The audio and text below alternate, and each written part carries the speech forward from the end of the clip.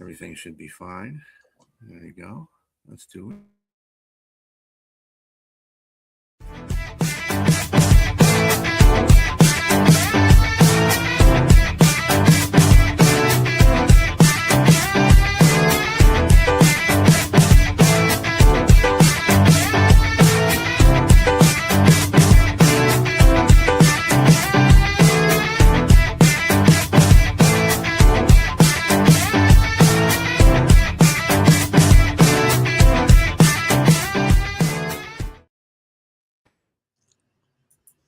Good evening, everybody. It is the Unprofessional Professional Sports Show. I'm your host, B.A., along with Bo Crouch from Football with Bo, and, of course, James Martin, who is also a contributor to this podcast network. Now that he has his own show, well, shares it with me, but he is the guy. And Keith Engel of TGI Sports. Hope everybody is having a very good evening. Unfortunately, we do have some sad news to pass on this evening. Legendary coach Lou Holtz passes as 89. Just to give you a little bit of breakdown about Lou Holtz, he restored Notre Dame, won the 1988 national title. He finished 249, 132, and 7. Began at William and Mary. Had stops at NC State, Arkansas, Minnesota prior to Notre Dame. Was also the coach of the New York Jets. Sort of. Yeah, for 10 months. He was 3-10. He said Lou Holtz. God told Lou Holtz he wasn't an NFL head coach, so he got away from that one real quick. And that was in 1976, by the way. Lou Holtz also brought to Notre Dame the legendary Play Like Champions Today sign at the bottom of the stairs inside the Irish locker room, as well as a team not wearing the name in the back of their jerseys. Holtz is the only coach to lead 6 different teams to bowl games. I Lou Holtz, one of my favorite coaches of all time. You know, and he turned every program around he touched. As you said, he went to the bowl games with 6 different teams. Not all of them, teams you would think about football mastery, if you will. But I think all you really need to know about how great a coach Lou Holtz was, Notre Dame hadn't won for 11 years. They hadn't won national championship before he got there. And they haven't won one in 38 years since he left. Well, since they won the last one, not since he left, but since they won the last one. And he had them in contention for others after 1988. Tremendous coach. I think he knew that the whole Jet thing was a mistake. So if you think God doesn't have a sense of humor, he told Lou Holtz to go coach the Jets. So, but just a tremendous coach, great motivational speaker after or during his coaching career and after. And it's funny too. I didn't remember this until I was looking at his bio a little bit this afternoon. To tell you how much the game has changed, Lou Holtz played linebacker at Kent State. Lou Holtz is like 5'8", 125 pounds. So, that's an interesting little tidbit about Lou Holtz's playing career. So great coach. Seems to be a wonderful person. Never met him in person, but, we don't see the likes of Lou Holtz, I don't think, anymore in coaching. Not for me. Yeah. Being a Michigan fan, obviously, I never liked Notre Dame when Lou Holtz was coaching Notre Dame because they would be giving Michigan the business, and I used to hate that.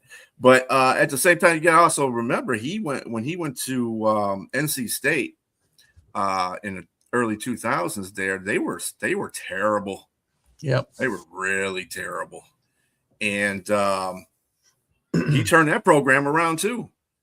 They were like 1-11 before he got there. He didn't have a very good first year, and then he turned the program around. I think they were like 8-4 and 9-3 the next couple of years. So he did a fantastic job with that in his later years. So, I mean, the dude was like magic.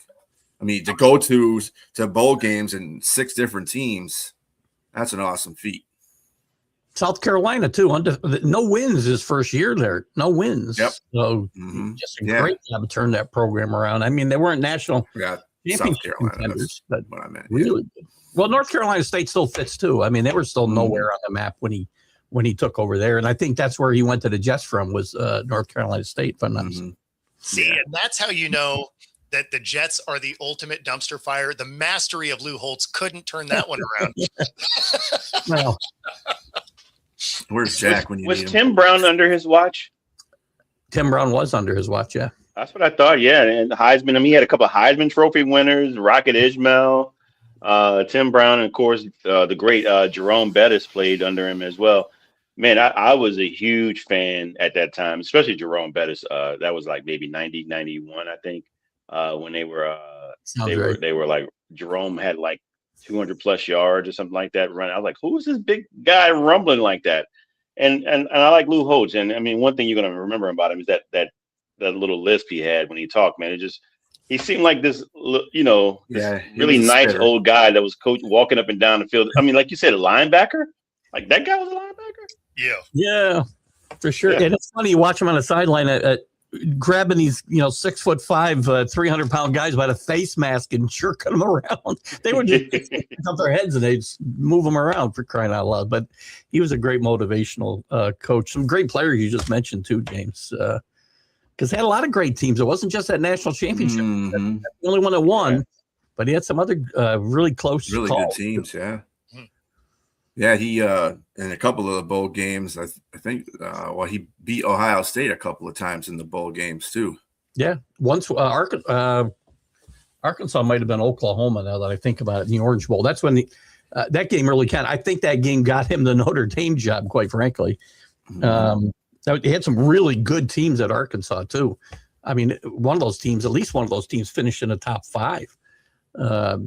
And Arkansas wasn't doing that at that time. They were really good in the 60s, but they weren't good before Lou Holtz got there for a while. None of these teams were good before Lou Holtz got there. Notre Dame was like irrelevant after the Jerry Faust fiasco. Who, by the way, Jerry Faust totally miscast, not his fault. There's a tremendous person who really took it on the chin and just never belonged at Notre Dame. And Lou Holtz did a great job of turning that program around pretty quickly. Yeah, so shout out to his family. Prayers out there to his family and everybody that's affected by Lou Holtz. One of the greatest Hall of Fame coaches right there. That's Yeah, rest in peace, Lou Holtz. Rest in peace. Yeah, you much deserved. Must deserve that place. Yeah, exactly. Absolutely. All right. So let's go from the somber to the hilarious, actually. Wide receiver Stephon Diggs is to be released from the Patriots.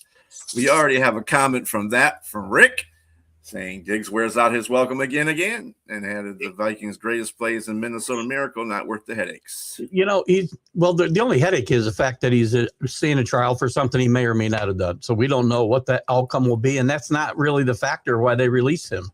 It's money. It's the fact that they've got Booty, who plays basically the same position and has really stepped up, and they want the money to go after Alex Pierce, because they really are all in on Alex Pierce right now.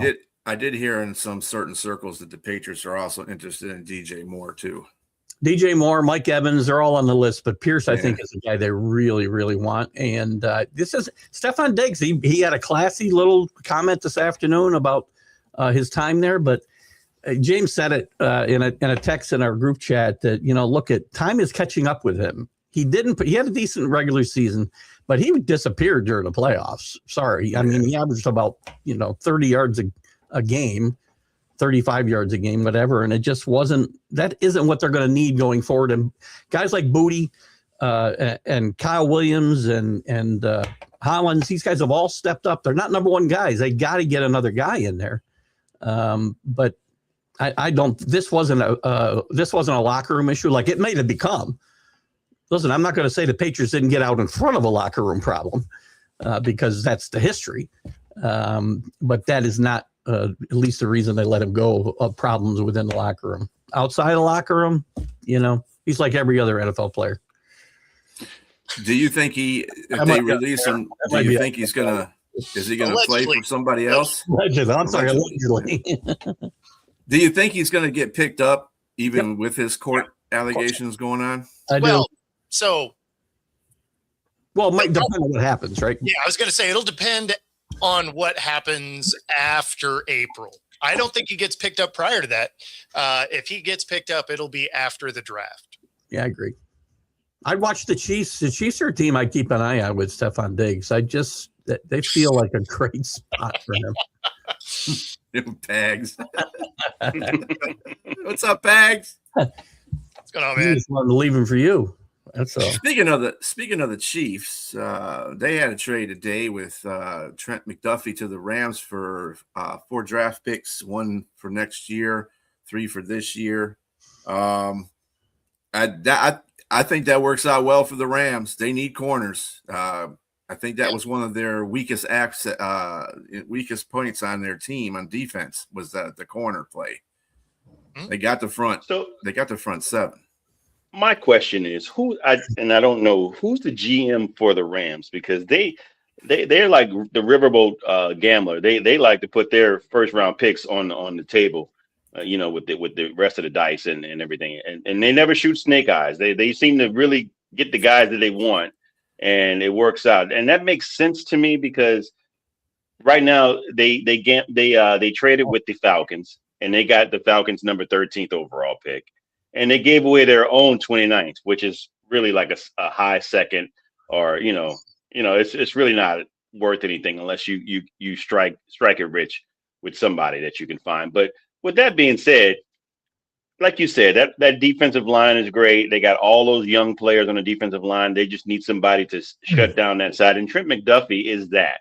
He's a first team All-Pro in 23, second team All-Pro in 24. He's played in a total of 56 games, and he's had roughly 34 pass defense, 5.5 sacks, 246 tackles, 3 interceptions. So he's kind of like a shutdown guy, and he's 25. So you just paid you didn't just pay that first rounder. I mean, you gave him a fifth and a sixth and a third for next year. But I think it's worth it. I think it's worth it to help them out. And the biggest thing is they're going to pay him money, because right now he's on a 5th-year option. And so we're looking at probably like 29, 30 million a year. So that's where they're going to end up paying somewhere. But you got to pay anybody that you want to keep this marquee. And the Chiefs have to make this trade because of money. I don't know any other reason they would make this trade. He's a great player, as you said, and fits that defense perfectly. So it's a little surprising. They get a first-round draft pick, but they're not getting a player of the caliber of McDuffie with that pick. And this is where I have to slightly disagree. I think either not in the free agency, but maybe in the draft with Mansour Delane. Mansour Delane is not gonna be in the top 10. So they're right there at 9. So they can pretty much be banking that he might be right there at that draft, and he's the number 1 corner in the draft. Fair. So yeah, so that's probably what they're maybe banking on, and they're probably going to get a veteran guy to come in, but they're probably banking that they can get him, because there've been mock drafts that have shown that Jeremiah Love to them, or some tackle like the one from Miami might be there, but they truly, if they're willing to let that marquee of a player go like that and collect a haul, I think they're trying to, and maybe they may collect some of their draft picks and move up. They may decide to move up and grab somebody. So. It's funny because the way I look at this is there was a lot of people that were, mocking Love to them, right? But they just freed up the cap space that if they wanted Walker, they could go get Walker. They could draft the corner at 9, and then at 29 fix that offensive line. There you go. Absolutely. And you're not out any money, and you just plugged 3 holes that you had. Yep. Absolutely. Yeah, Rams are definitely the kings of F them picks. Hey, you know what though? The difference for them is they gamble on it and they win. Yes. They win. Yes, They absolutely. push it all to the middle and it works. And the thing is, I mean, the biggest issue they had was secondary, and grabbing McDuffie is huge. So, I mean, huge. we were already, Really. It was Seattle and LA favored to go back to the Super Bowl. I would say that actually helps the Rams move a little bit ahead. They are probably going to be the favorite in the NFC just with that move. And they do actually win. They do win more often than they don't, because I took a quick look because I couldn't remember the GM's name either. It's Les Snead. He's been there since 2012. That's an eternity in the NFL. That's amazing, actually. Yeah. Oh, yeah, which is kind of hilarious. He doesn't have Mickey Loomis beat though. Mickey Loomis has been with the Saints since like 2003.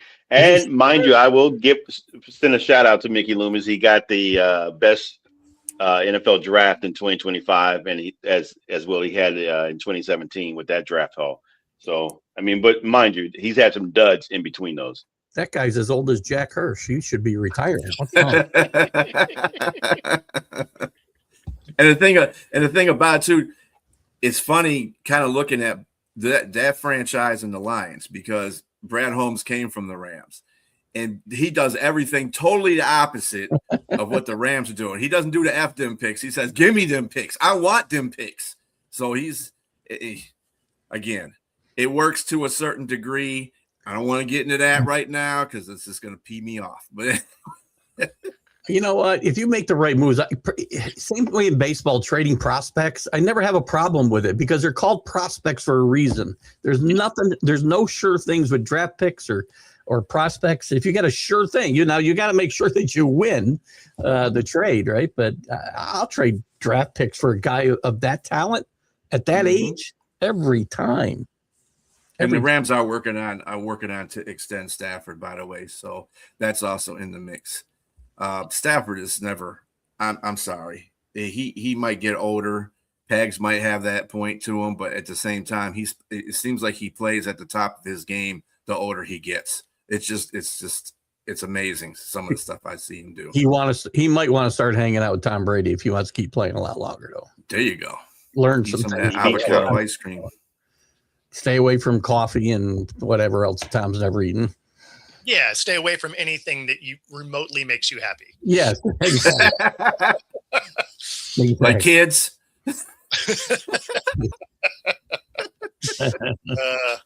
Probably wants to keep his wife away from any jiu-jitsu instructors. But do not let your wife or second string Georgia quarterbacks.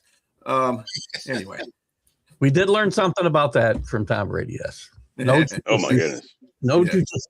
I can't even say the word anymore. Jiu-jitsu lessons for your wives. Never.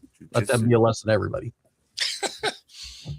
So your favorite player is back in the news again. Aaron Rodgers has no deadline and potential return to Pittsburgh, and Pittsburgh stays and just sits there and waits for him to come back. Shame on them. You got to stop playing these games with Aaron Rodgers.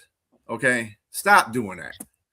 So do you think it's that, or do you think they are low-key embracing the suck, that they're going to have a bad year and they're ready to draft a quarterback next year? Well, it definitely has to be next year because there's not much to choose from in the pool this year. So, and that's why they're probably going to wait. Like you said, they're most definitely going to wait on Aaron Rodgers because I can't see anybody better unless they want to, take Kyler Murray, a shot at Kyler Murray in his video games. I don't know. I just think you're probably going to wait on Aaron Rodgers and see how that goes. I think you wait for Rodgers, and then when he says no, you just go with Mason Rudolph, enjoy the fact that you're going to be a 7-win team, and draft one of the quarterbacks from next year where it's going to be a little bit better draft. I mean, well, you guys are just throwing out Will Howard, huh? Yeah. Will Howard could play. I mean, if it started today with the way the roster is, Mason's still your starter. Yeah. I wouldn't give him 7 wins, by the way. If I'm trying to tank the season, 7 wins isn't where I want to be. Yeah, but you're in a division that nobody wants to win right now. No, so you're going to win some games by mistake, I guess, right? Yeah, like the Bengals exist. Yeah, pretty much. That's true. And speaking of good segue there, James, with releasing Kyler Murray, they did do that. Getting ready to do that if they haven't done it already. Yeah, where do you think he ends up? Sorry, Rick. They're like Minnesota. Call of Duty video game, maybe. I don't know. Yeah, his market's going to be very small. Minnesota, Miami. The Jets might. I don't think the Jets, similar to Pittsburgh, I don't think the Jets want to win that many games this year, right? So you're not going to bring a quarterback in that's going to let you win 8 or 9 games, I don't think. And Kyler Murray's got some talent. He's got some talent. Exactly. The team doesn't, though. Focuses. Like, they could use his ability to scramble behind that offensive line. So that's why I think the Jets. I don't think the Vikings are an actual player for Kyler. I think they want a guy that fits in O'Connell's system, which is a Cousins or a Rodgers, or if Carr decides to, if they want to kick the tires on that. But his style works better with that kind of quarterback, whereas Kyler is better off schedule, which makes their coach mad. But the thing is, if he was with the Jets, I think he'd give them a better opportunity because he won't hold the ball as long as the way Justin Fields did, and I think he can better read a defense than Justin Fields as well. I don't think they just do it unless they think he's a potential long-term answer, which he might be. I mean, look at guys are going and getting rehabilitated all over the place. So, I mean, the best thing about Kyler is you get him the same way you got Russ. Is you get to pay him a league minimum, and Arizona is going to pay him to play for you. Yep. So, I mean, if you had a cap straddled team that, you felt like he elevated, yeah, I could see that. So, I mean, that's where the Vikings kind of make sense. It's just the team doesn't make sense. Yeah, but so win now team, right? If they don't think Kyler Murray's going to help win now, they're not taking him. Exactly. To me, the Jets is a really good option because they're going to keep the running back Breece Hall. Yep. So you have a really good running game there. You have a decent offensive line, and you got some decent weapons to throw to. I mean, Garrett Wilson is no slouch, and you have the tight end that's there as well in Taylor, Zach Taylor. Is it Zach Taylor? I think that's his name. I forgot. What's his name? Taylor's son that used to play for Miami. Exactly. Yeah. But anyway, I would think that he'd have some good options there. And then, of course, if he's playing for another team, I think he might be motivated to be better than what it was in Arizona. So I think that might be a good option there. I mean, thank you, Mason Taylor. I'm not sure that the Vikings. I agree with you guys. I don't think the Vikings will be a good option for him. It's just a different style of offense, and the way Kyler plays will be a little bit different. With got a quarterback whisperer there. Turned around one of the. He turned around a guy who nobody thought could win anywhere. So. Well, I mean, Sam Darnold's not a runner either, though. Sam Darnold's more of a pocket passer. It's a whole different thing with Kyler Murray. As far as the Jets are concerned, I heard that Tua, if the Miami does something with Tua, he's in the mix for that position there in New York. Are they just trying to end his career? Is that what we're doing? Pretty much. And to be fair to Keith, if he did go to the Vikings, I mean, they have a similar style quarterback there already in McCarthy. But that's not really working. To me, that's the most interesting quarterback situation of all because it's the only team that I can see that is a win now looking for a quarterback is Minnesota Vikings. And this is an important decision, obviously. And to me, it's either Murray, Cousins, or Rodgers for Rick. Rick's going to die if it's Murray or Rodgers because he hates both of them. So it's going to be very interesting for Mike Boyd. It's just it is a win now team, right? I mean, you saw what Darnold was able to do with them. The rest of the roster is ready to go. It's a good defense, a solid offensive line. They have weapons. So, I mean, I agree. They're a quarterback away from not being a Super Bowl contender, mind you, but being a playoff team. Right. And the problem is Kyler doesn't give you that. right? Like, is he an upgrade from JJ? Sure, because he'll probably at least stay healthy, which is something JJ hasn't been able to do. But because he doesn't run the offense the way that O'Connell likes his offense run, I think there would be a lot of frustration on that team. Part of it because he's 5'10" and can't see over the line. Well, The Cardinals, man, like that's another one where, you just get the stretcher out. It's a wrap. Like that, like the Cardinals are full on just understanding they're doing nothing this year, right? You got LaFleur as a coach. You go get Hackett because I guess you needed a body, and then you get rid of your quarterback. I mean, they're just dumping all the pieces, so they're in full on rebuild mode. And Keith, you have a question up here for you. Do I? I'm sorry. Yeah. Are we boring you? Maybe he's having one of them senior moments. I wasn't trying to ask the question, but I can't because after my show, I have my granddaughter's here, and we're gonna have to take her home about that time. Sorry. Oh. Hey, that's a good excuse.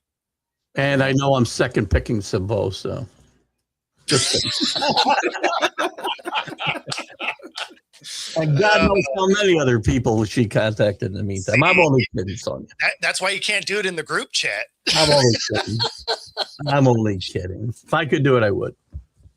He said, I'm no scrub for nobody. I know that's right. Dak and Lamb reworked deals, creating $47 million cap space for the Dallas Cowboys. Jerry Jones has come out and said he's going to be aggressive in free agency. We'll wait to see that one happen. They're all in. What do you mean? They're all in. They're all in like a couple of years ago, weren't they? Aggressive means different things to different people, apparently. So. Yeah, I saw that meme, Rick. Yeah, I saw that meme.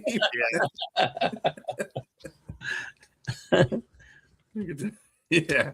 Oh, that's Keith. I just listen, I didn't take my ADD medicine today. That's my problem, and I got too many stimuli around me. Squirrel.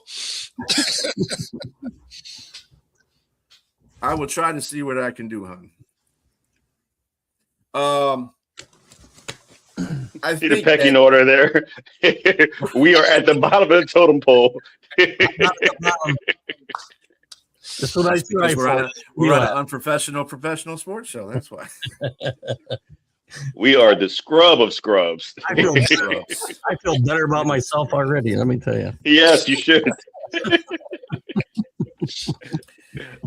So it looks like that the Indianapolis Colts put the transition tag on Daniel Jones. Yeah, that makes sense. It makes sense. But it's a transition one, so it's not the full on. If someone comes in and tries to negotiate and they have the rights to try to, match the offer. But if they think it's too much, they just let them go. We like you, but Well, so it saves them $6 million. He's gonna start the year on IR, right? So some of that makes sense. And then at the same time, the formula that he's successful with. Right. So the only people that are going to come talking to him are the ones that have a good offensive line and a solid running back, because the 2 years that he's been good, he had a fantastic running back and a line that kept him upright. So when you're a GM around the league, there's only a handful of teams that need a quarterback that have those things. Right.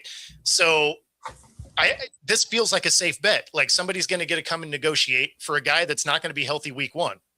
And then, I think there's a good chance they just saved themselves $6 million and they still end up with Daniel Jones. And I agree with you. I don't think that no one's going to come checking for Daniel Jones. Not with him trying to repair. Come back from Minnesota may. Repair. Minnesota may. Yeah, I'm saying the Achilles thing. I think is the biggest thing. I think it's just it's like even $37 million is a lot of money.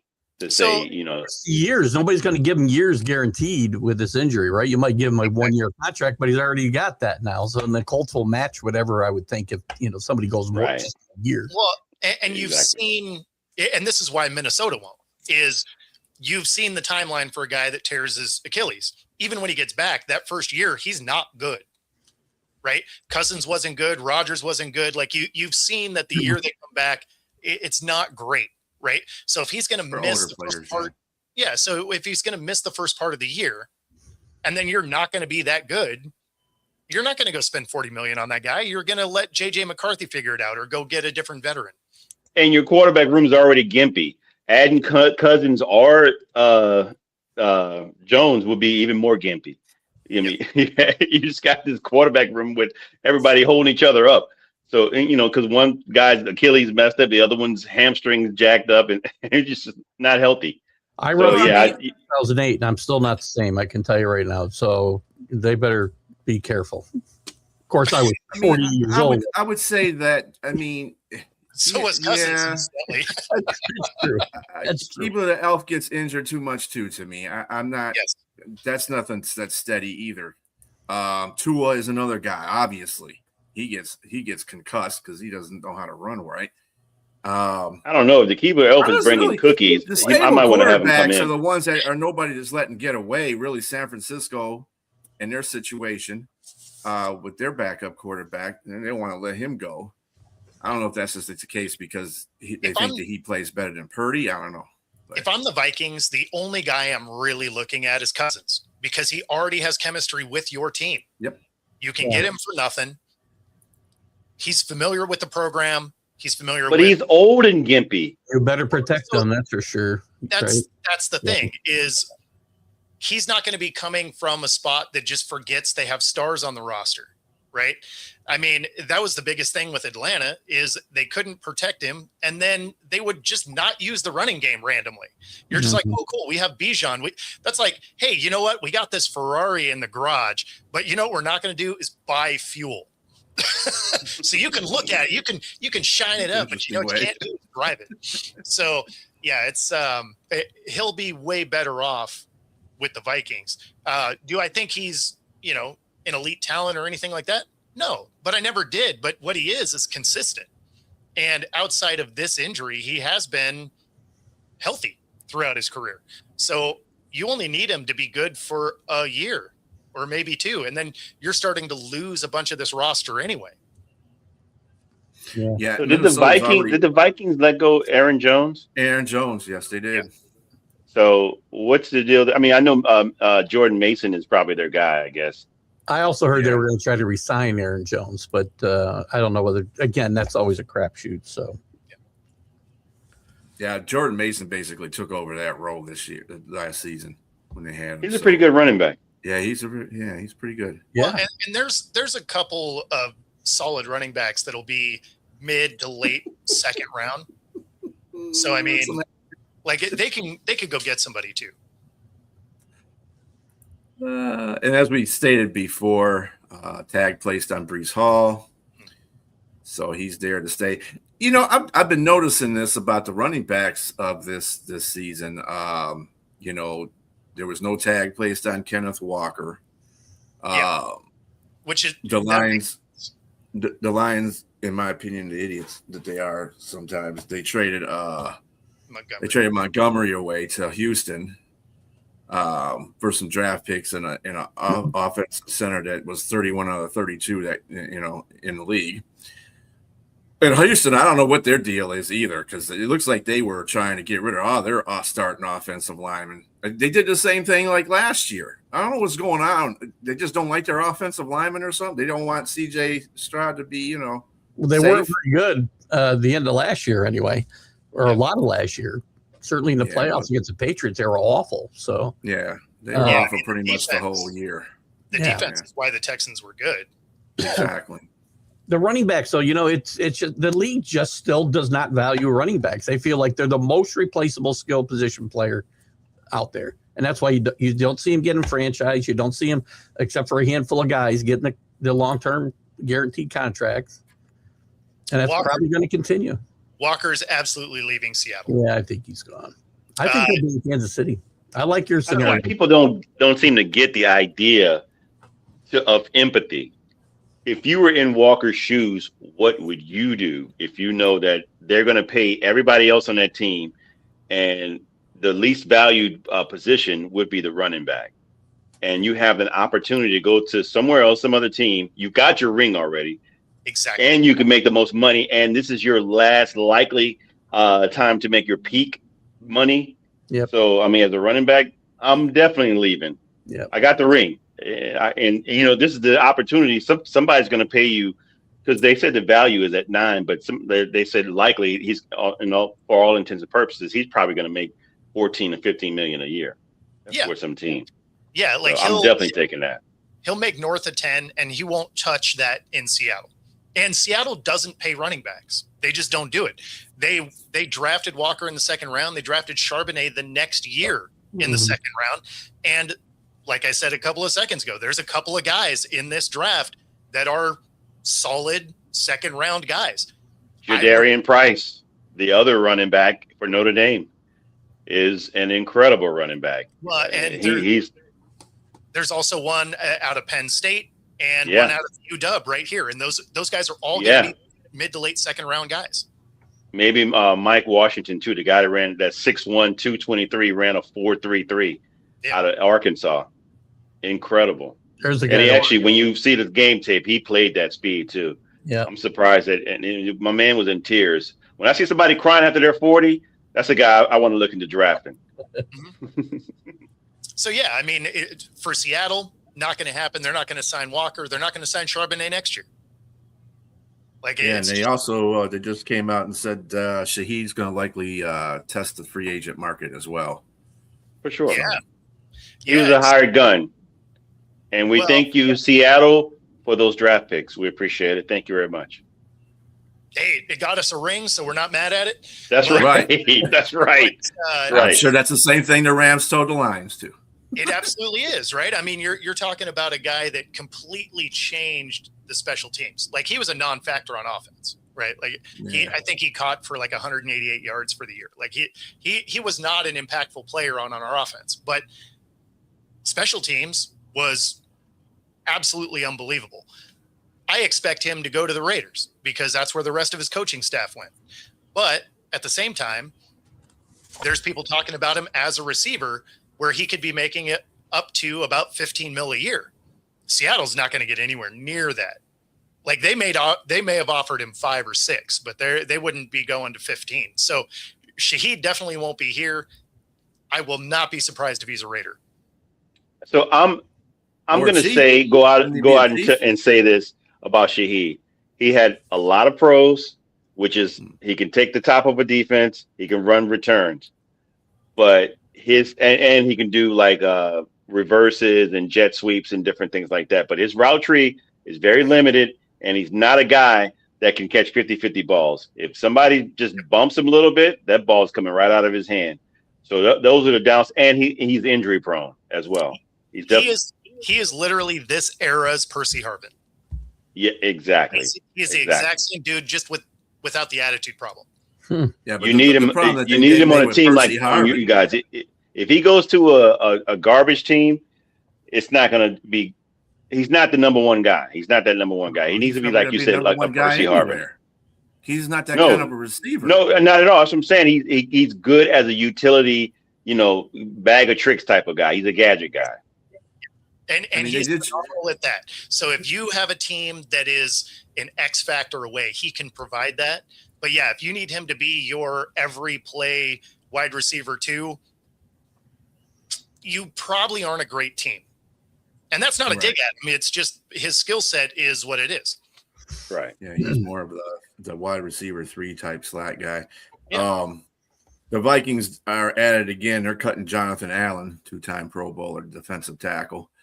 They just got rid of Hargrove. So I don't know what Minnesota's doing. What's Minnesota doing over there, Rick? What are they Rick doing? said you're killing them. You're still killing them. The hits just keep on hitting, Rick. So Sonia really wants you to put up the Walker comment. Which one? Oh, the Walker to Carolina. I did put that up. Yeah, I saw it too. It was up. Yeah. Oh, maybe she wants the overrated one then. Well, she wants it to be. I guess maybe she wants it to be. She wants to magically make it appear that it was going to happen. Walker's not going to Carolina, Sonia. Sorry to tell you. Yeah. He's got to stop. He's got a couple of stops before he gets to Carolina. He's probably going to stop in New Orleans or somewhere Kansas before City. Yeah, I'm going Kansas KC. City. KC probably makes the most sense because they can afford him.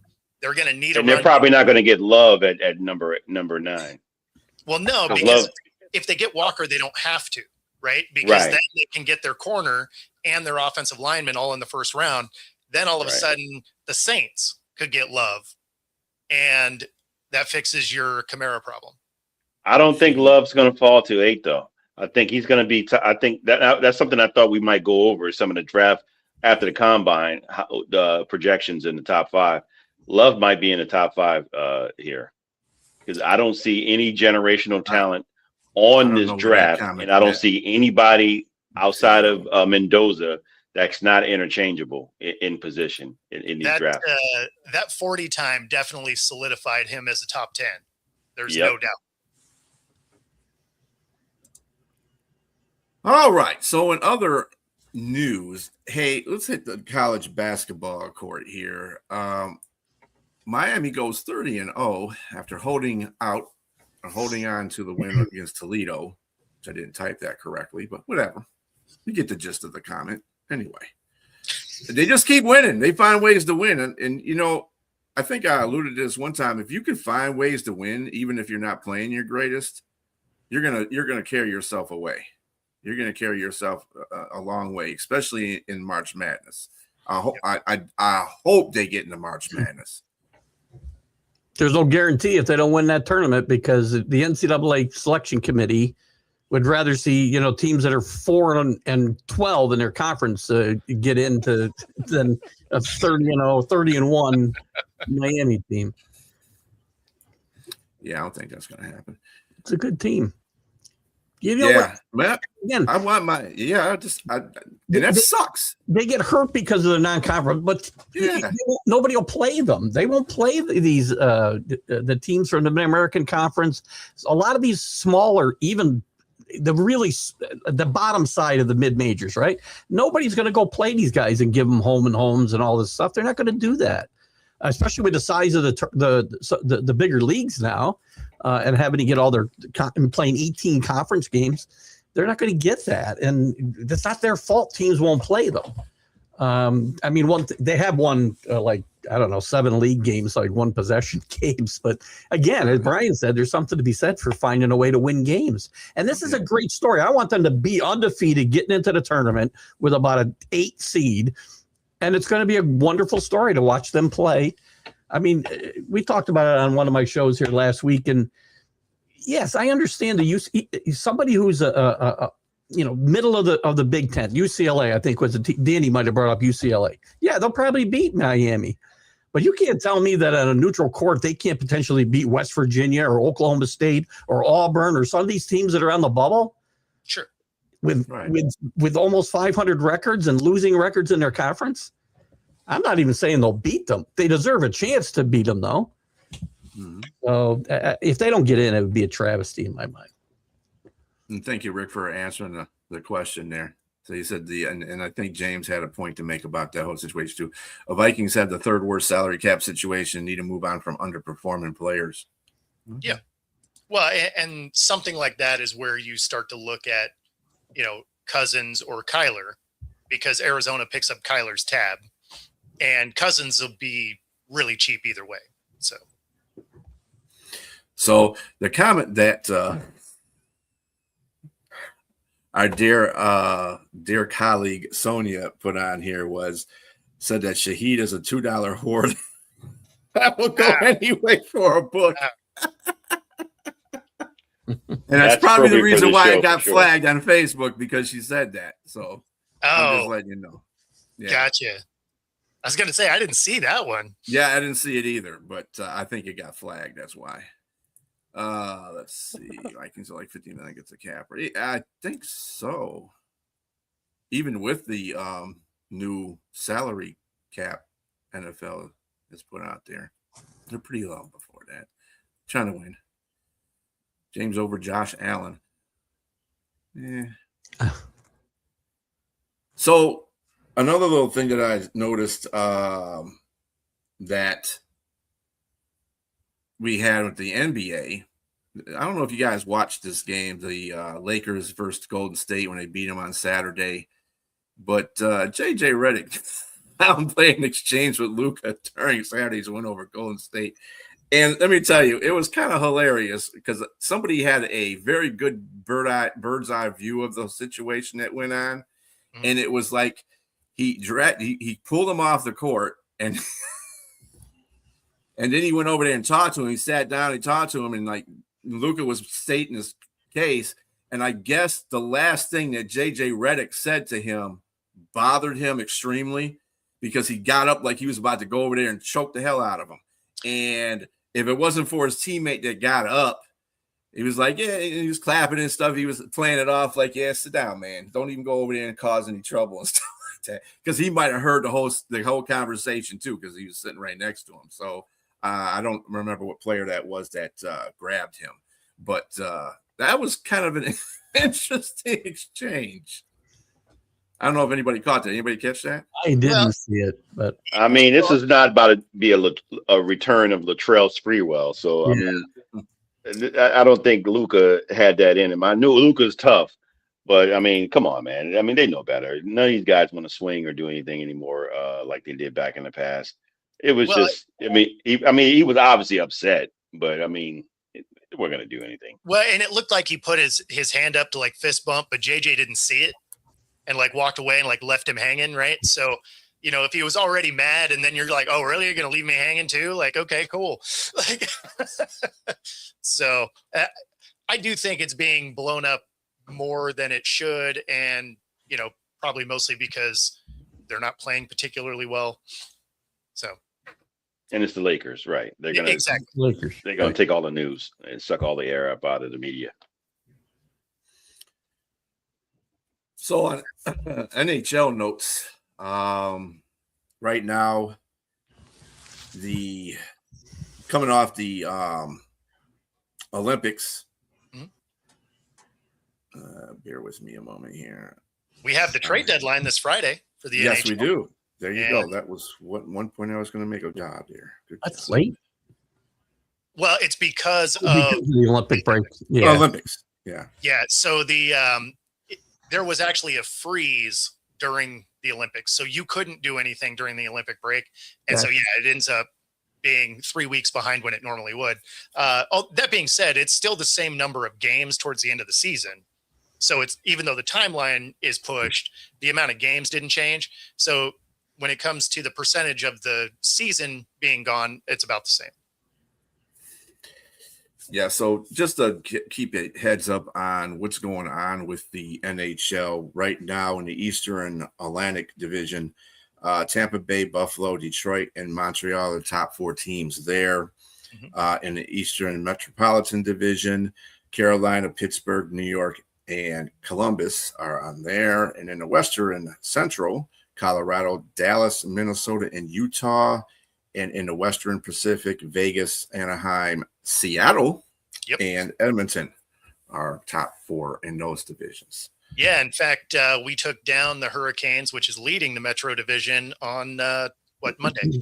So, I mean, the thing with the trade deadline is the teams that need guys, there's not a lot of those guys available. So, like for Seattle, we need someone that can put the puck in the net. Like, we play defense pretty well. Our goalies are great. They stopped, they had 35 saves against the Hurricanes, right? Like that's an insane barrage of pucks flying at you to only give up 1 score. So that end of the floor is fine. It's just, they have a really hard time putting the puck on the net. They're good at moving the puck around, but they seem like they're always looking for that extra pass rather than just pulling the trigger and launching the puck. So they need a scorer. The problem is there's not a lot of scorers available, right? So you're just like baseball. You're looking for a team that's like, hey, you know what? We're out of it. We're going to go ahead and embrace this rebuild situation and start dumping players. Unfortunately, there's just not a lot out there. So there's a few different teams that could use scorers, and there's just not scorers to be had. So Seattle, prime example, they're a team that they're probably going to get in, but if you can't score, you're not going to go super far in the playoffs. Who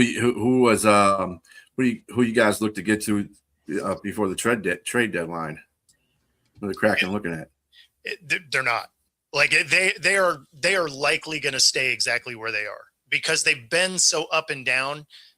You know, when they go on a run, they're in the wild card, or they've been as high as second in the division, and then they get cold and they fall all the way to second to last. So they're a team that you're not really a player away.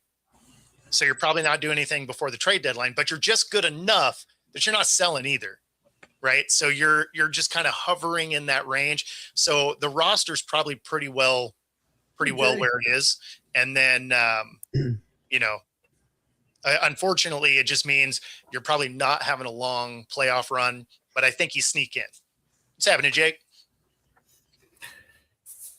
All right. Transitioning from the NHL to the major leagues, they're doing the world play right now.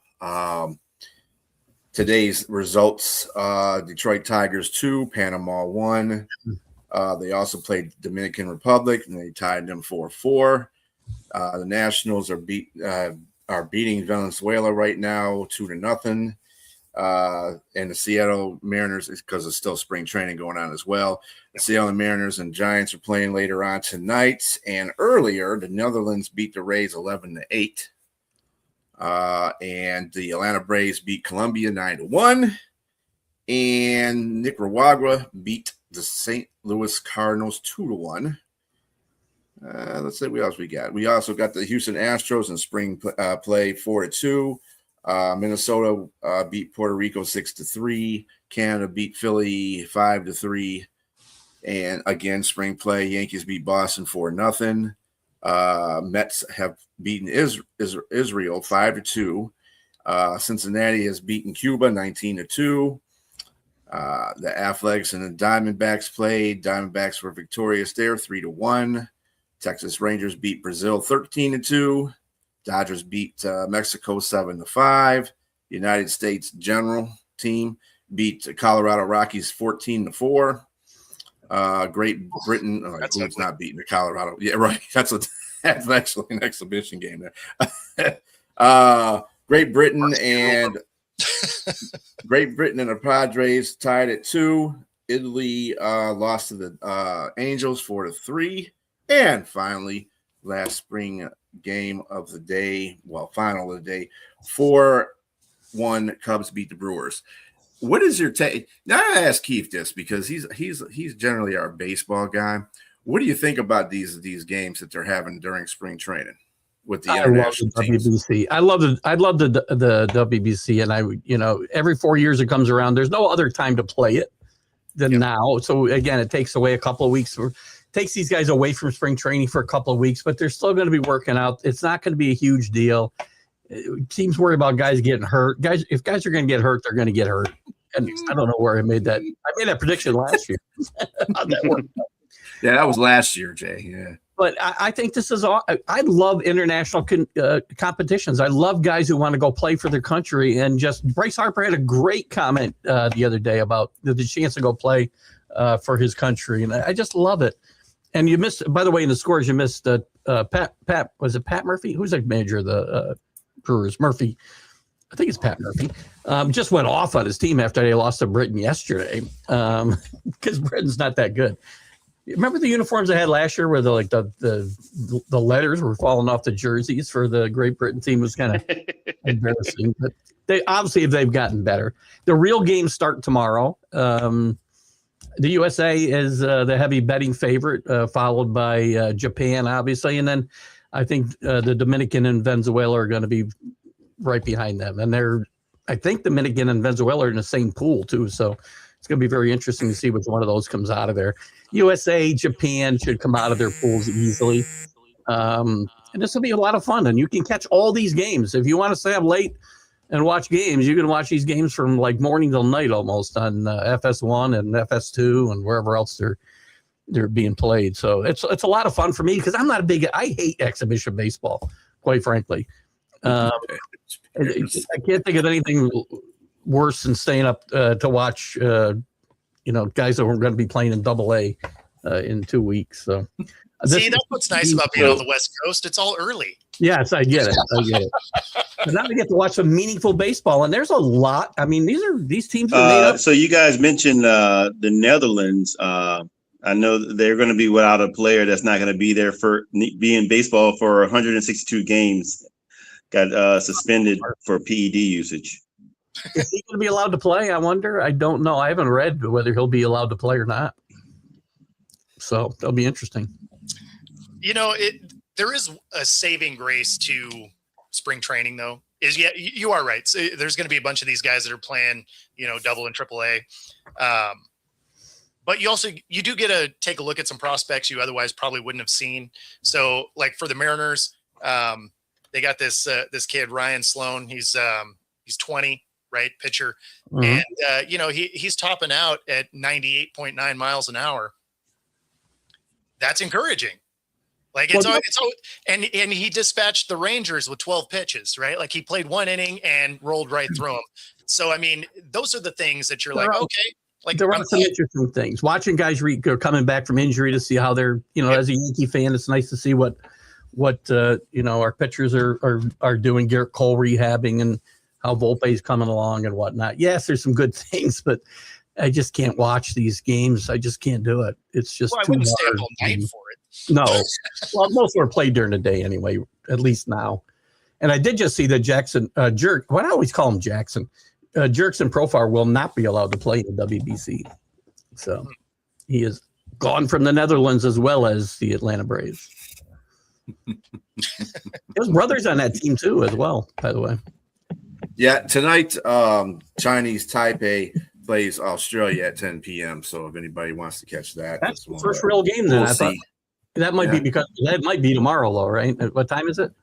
Well, yeah, Australia. Yeah, they play on a whole different time zone because they also play Chesney tomorrow at the same time. So yeah, they're a few hours ahead of us. Yeah, I'd say a few, like a day, exactly, almost a day. 12 hours. Yeah. All right, so this is going to conclude the rest of the day. I don't know what happened to Keith there. There's Keith. Okay, what happened to? I don't know what happened to. Yeah, he said his audio was bad. And his mic was spiking, so I don't know what was going on his end. Okay. All right. Well, that's going to conclude the show anyway. So glad to have you guys on to talk sports again, like every Wednesday. Didn't have a lot of the unprofessional things, but we did have a little bit of that thanks to Sonia and her comment about Shahid. But anyway. Somebody always says we're not unprofessional enough. I like it. Yeah. And thank you there, Sonia, for that. And they got 600. She got 600 subscribers, so that's amazing. Awesome. So same time, same bat channel next week, 6 o'clock. You can catch this re-air pretty soon. Someday. Probably tomorrow. I got my schedule in front of me. I'm sorry. But anyway, yeah. And then join Sonia. She wants to make sure we put her thing out at 9. So, yeah. All right, everybody. You have a very good rest of your evening, and we will catch you later. Appreciate it, Jake. Day.